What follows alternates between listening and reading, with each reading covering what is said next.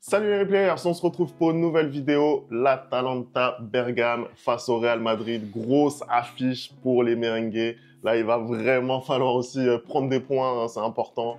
6 points seulement depuis les débuts de cette saison régulière de Ligue des Champions. Et un adversaire qui est quasiment dans la forme de sa vie. Là, aujourd'hui, Femi, je suis désolé, il y a tous les paramètres contre nous. Je ne vois pas comment on va aller s'imposer à Bergame. Aujourd'hui, je ne vois pas comment on va aller faire un résultat. Je suis désolé, le Real Madrid, qui, malgré tous les débuts de saison compliqués, qui, malgré leur forme d'avant, pouvait s'imposer contre n'importe qui en Europe, à cette saison, je ne sens plus cette aura. Cette saison, je n'ai plus aussi confiance. Il y a beaucoup trop de doutes dans cette équipe pour aller s'imposer. Aujourd'hui, je ne vois pas comment. On va essayer de faire l'avant-match, mais je ne vois pas comment on pourrait réussir à s'imposer face à l'Atalanta aujourd'hui. C'est trop compliqué pour nous. Franchement, je pense que les supporters madrilènes, on va commencer à être réalistes, à ouvrir les yeux. Cette Ligue des Champions, c'est mort pour nous. Voilà, disons les termes. Le gars a cassé la vidéo. Non, disons les termes. Il a tout cassé, on va en parler, on envoie le générique, c'est parti.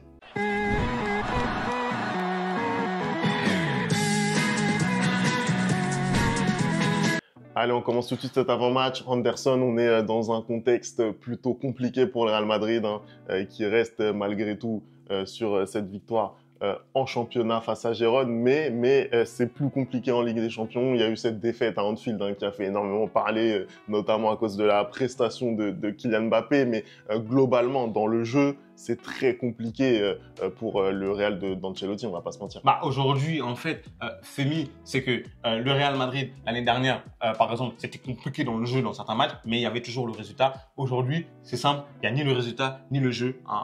On est aussi sujet à une hécatombe de blessures.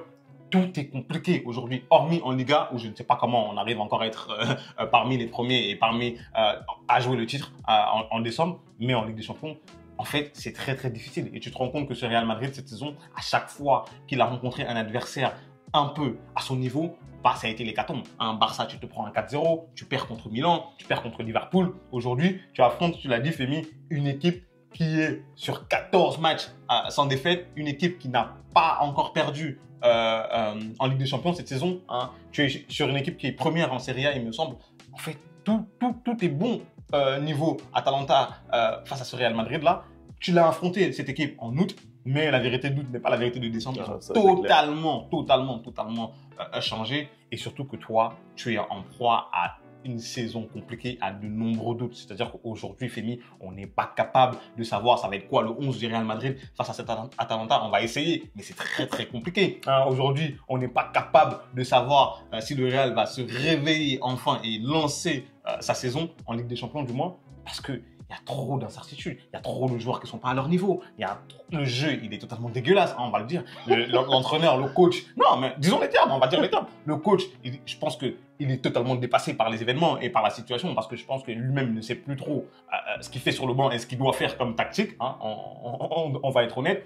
Et dans ces conditions-là, je ne vois pas comment tu peux aller t'imposer face à une équipe qui est super en forme depuis le début de la saison et surtout, on va le dire un peu après, qui a absolument tous les critères, mais vraiment c'est trop marrant, qu'il y a tous les critères qui te dérangent. Vraiment, genre, c'est exactement le genre d'équipe que le Real déteste. Ça va être un match compliqué, mais moi paradoxalement je pense que ça va être un match un peu plus serré que ce qu'on pense. En tout cas on va en parler.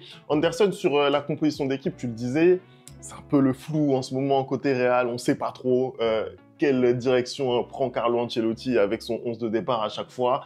Lors du match contre Gérone en championnat, on a vu par exemple la titularisation en charnière de Tchouaméni qui nous a sorti une presta vraiment digne de la Ligue des Champions, on va pas se mentir, alors qu'un jeune joueur comme Asensio avait donné satisfaction. Qu'est-ce que tu penses qu'il va faire, notamment dans ce secteur-là, par exemple? Aujourd'hui, en fait, c'est comme je l'ai dit, il y a de l'incertitude absolument partout au Real Madrid. C'est-à-dire que sur chaque ligne, il y a de l'incertitude. Là, en défense, par exemple, à gauche, tu n'auras pas trop le choix parce que, étant donné que Mendy a fini blessé le dernier match, donc ça va être sûrement Franck Garcia et juste à côté, tu auras Antonio Rudiger. Maintenant, défenseur droit, aujourd'hui, tu as une incertitude. C'est-à-dire que, est-ce que tu fais descendre Tchouaméni en défense centrale et tu mets un titulaire en poste, ou est-ce que tu mets un vrai défenseur de métier, à savoir Raúl Asensio. Et moi, je préférerais en tout cas qu'il mette Raúl Asensio. Je t'explique pourquoi. Parce que malgré la prestation de Aurélien Tchouaméni en défense centrale, tu vois quand même que c'est pas un défenseur de métier au moment où il faut s'aligner, au moment où il faut jouer le hors-jeu, au moment où il faut voir, combler les trous laissés par les arrières et tout. Alors que Asensio, pour l'instant, il a donné satisfaction et je vois pas pourquoi tu vas le retirer. Après, l'avantage quand même que offre Tchouaméni, et c'est aussi le cas pour Asensio, c'est que quand il faut relancer, de par le fait qu'il soit milieu de terrain, il trouve des passes très très bonnes. Hein. Il est aussi, il en impose physiquement, donc ça peut le faire. Aujourd'hui, en tout cas, si tu dois mettre Tchouaméni dans cette équipe-là, moi je préférerais le mettre en défense centrale plutôt qu'au milieu de terrain. Mais bon, je pense quand même que ça va être Raúl Asensio en défense centrale. Je vais te dire pourquoi. À droite, moi j'ai un gros problème. Parce qu'aujourd'hui, je suis désolé, Femi, tu ne peux pas jouer l'Atalanta face à l'Atalanta, face à qui? Face à De Ketelaere, hein? J'espère que j'ai bien dit son nom parce que j'arrive pas à dire son nom. Et tu mets Lucas Vazquez. C'est pas possible. Non, Femi, je suis désolé, aujourd'hui, tu ne peux pas aller gagner un match au Real Madrid avec Lucas Vazquez à droite. Donc, moi, ce que je verrais, c'est plutôt, vu que tu n'as pas de joueur à droite, vu que tu n'as pas prévu, hein, vu que Carvajal est blessé et que tu n'as pas prévu de remplaçant à Carvajal depuis bon nombre d'années, hein, et que tu n'es pas allé chercher quelqu'un à la Fabrica, hein, au centre de formation du Real aussi, bah, moi, ce que je verrai aujourd'hui, c'est malheureusement, encore une fois de plus, hein, le bon vieux Valverde qui va devoir dépanner à droite. Moi, aujourd'hui, pour aller faire un résultat, en tout cas, je vois plutôt un Valverde à droite. Maintenant, je vais t'expliquer pourquoi j'ai mis Tchouaméni en défense centrale, parce que aujourd'hui, je pense que dans l'esprit de Ancelotti, il va vouloir assurer le milieu de terrain. Et il aime tellement Tchouaméni en NDC. Il aime tellement Tchouaméni en NDC. Je pense que le match dernier, il n'a pas mis Asensio parce qu'il voulait un peu laisser Asensio souffler. Parce que voilà, pour un jeune joueur, quand même, enchaîner les matchs comme ça, c'est compliqué. Donc là, je pense qu'il va remettre au milieu de terrain Tchouaméni, accompagné, bien évidemment, de Jude Bellingham et Modric ou Brahim. Voilà. Je pense qu'on va aller quand même. Je pense qu'on va être sur un 4-3-3 parce que là, on a dit que Vinicius était de retour dans l'effectif. On connaît Ancelotti, hein, Vinicius va être titulaire. Vinicius va être titulaire à gauche. Je pense que Kylian va être en pointe et à droite, Rodrigo aussi, qui est de nouveau disponible, va être là. Hein. Ou peut-être si Rodrigo n'est pas en pleine forme, ce sera Brahim et du coup Modric au milieu de terrain. Mais je pense qu'il va plutôt remettre un 4-3-3 parce qu'il a besoin de gagner, il a besoin de marquer des buts. Hein. Je le vois mal reconduire le 4-4-2, surtout qu'en fait, tu as énormément d'indisponibilité. Je le vois très très mal faire confiance à Arda Güler pour être titulaire. Donc le 4-4-2 c'est difficile. Donc je pense aujourd'hui qu'on va vers un 4-3-3 et j'espère, hein, parce que si on va faire un résultat à Bergame, c'est que Vinicius aura fait le match de sa vie et j'espère vraiment que Vinicius sera en forme parce que les autres, je compte pas sur eux. Hein, je compte sur Vinicius et Bellingham, c'est tout. Voilà. En attaque, je compte sur Vinicius et Bellingham parce que même Rodrigo, il me déçoit cette saison. Je suis désolé. Non, mais oui, c'est vrai que effectivement, Ancelotti, vu le profil du match, effectivement, je pense qu'il va vouloir assurer. Tu vois, on aimerait voir des bowlers hein, comme Arda Güler par exemple. Je pense qu'on peut faire une croix dessus, hein, on va pas se mentir. Dans un match comme celui-là, où tu vas certainement avoir très peu le ballon, il va falloir vraiment se salir. Je pense qu'Ancelotti, dans sa tête, le choix est fait de mettre notamment Tchouaméni au milieu de terrain, tu vois ce que je veux dire. Donc oui, je suis d'accord avec toi. Anderson, si on se concentre un petit peu maintenant sur cette équipe de l'Atalanta, hein, parce que honnêtement, c'est une des équipes en Europe qui fait meilleure impression depuis le début de saison. Ils ont connu ils ont eu un début de saison un petit peu compliqué, notamment avec cette défaite en Super Coupe d'Europe et s'en sont suivis 3 défaites sur les 5 premiers matchs de championnat. Et derrière, c'est quasiment perfect pour cette équipe de l'Atalanta. Qu'est-ce que tu peux nous dire sur eux? Bah écoute, c'est simple, hein, comme je l'ai dit, c'est 14 matchs sans défaite, hein, 13 victoires, 1 nul. C'est une équipe, je l'ai dit en amont justement, qui a toutes les caractéristiques pour gêner le Real. L'Atalanta, c'est exactement la même équipe que Liverpool. Hein.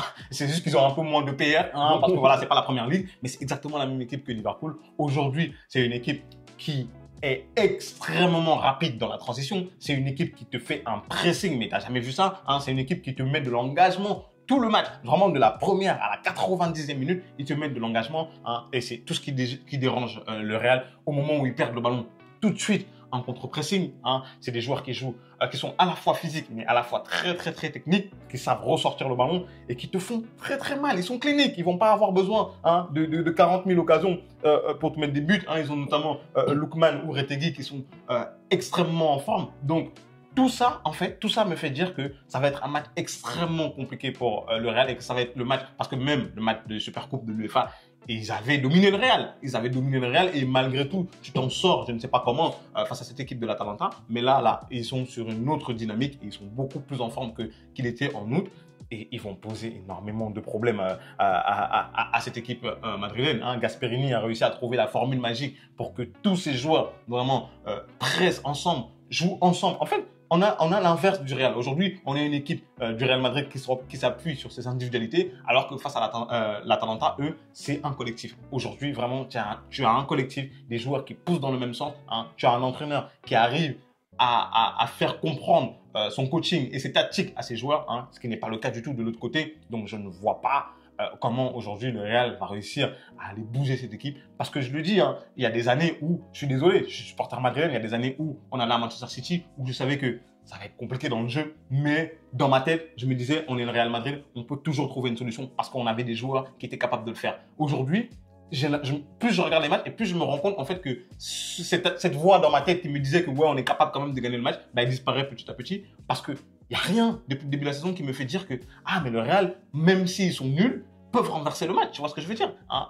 C'est pas possible. Quand je regarde le match contre l'Athletic Bilbao, par exemple, on aurait pu gagner ce match-là. Si c'était l'année dernière, par exemple, un Real avec l'état d'esprit de l'année dernière. Mais cette année, il n'y a pas cet état d'esprit revanchard. Il n'y a pas cet état d'esprit où on va encaisser un but, on va se dire, ouais, c'est maintenant qu'on commence à jouer et on va remonter le score. Donc, je pense que ça va être très, très difficile. En plus, l'Atalanta, ils jouent à domicile, hein, devant leur public. Donc, en fait, la montagne, elle est beaucoup trop haute pour cette équipe du Real Madrid. Hein. J'ai l'impression que c'est David contre Goliath. Hein. C'est très, très bizarre de dire ça. Quand tu joues contre le Real, c'est dire à quel point on est tombé bas. Hein. Donc, je ne pense pas que le Real réussira à s'imposer face à cette équipe. Moi, désolé. En fait, la grosse évolution, je trouve, dans cette équipe de l'Atalanta, c'est que maintenant, il n'y a plus ce complexe d'infériorité, tu vois. Tu as parlé déjà du jeu de cette équipe qui est hyper attrayant, qui est hyper léché. Effectivement, voilà, ils ont un coach qui est là depuis un certain nombre d'années. Hein. Il était déjà là en 2020 qu'on les a affrontés pendant le Final 8 et ils étaient déjà performants au niveau du jeu. Ils faisaient déjà très peur, ces joueurs de l'Atalanta. Je pense que le basculement, en fait, il se fait là lors de la dernière campagne d'Europa League parce que enfin, ils réussissent à gagner un trophée. Enfin, ils arrivent à aller au bout de leurs ambitions en termes de jeu. Tu vois ce que je veux dire? Je pense que c'est là vraiment le gros basculement et on voit que cette saison, ils gagnent tous les gros matchs en Serie A notamment. Et aussi, on voit aussi d'ailleurs leur parcours en Ligue des Champions. Mais voilà, tu tapes la Roma, tu tapes le Milan, etc. Enfin, à un moment donné, c'est une équipe, je pense, qui a réussi vraiment à passer ce cap psychologique. Ils sont capables de taper n'importe qui. Tu vois ce que je veux dire? Ils sont capables de taper n'importe qui. Et je pense que c'est là, pour moi, où il peut y avoir une inquiétude au niveau du Real Madrid parce que maintenant, ils vont vous regarder droit dans les yeux. Voilà, droit dans les yeux. Donc ça va être très intéressant à regarder.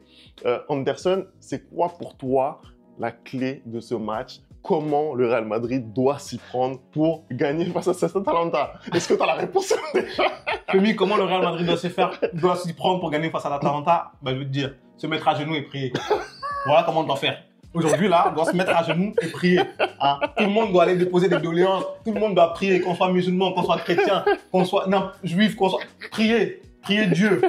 Parce que comme Moïse aime bien dire, hein, qu'on est l'équipe préférée de Dieu, ben, cette saison, j'ai moins l'impression que c'est le cas. Voilà. Cette saison, j'ai pas l'impression que ce soit le cas. Et du coup, là, on a besoin de reprier de nouveau. Hein. On a besoin de redemander des doléances. On a besoin de recevoir de la divinité sur nous.